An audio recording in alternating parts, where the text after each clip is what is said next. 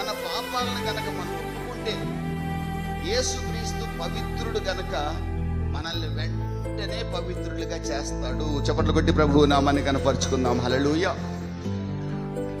మన పాపాన్ని ప్రతిరోజు ప్రభు దగ్గర క్షమించమని అడుగుతూనే ఉండాలి. ప్రతిరోజు మనలో ఏదో ఒక పాపం ఉంటుంది, దాన్ని ప్రభు దగ్గర ఒప్పుకోవాలి. మనల్ని క్షమించడానికే కదా పాపాలతో ఉన్న మన కొరకు యేసుక్రీస్తు అమూల్యమైన రక్తాన్ని చిందించాడు. అపరాధముల చేత పాపముల చేత చచ్చిన మనల్ని విడిపించడానికి యేసుక్రీస్తు చనిపోయాడు.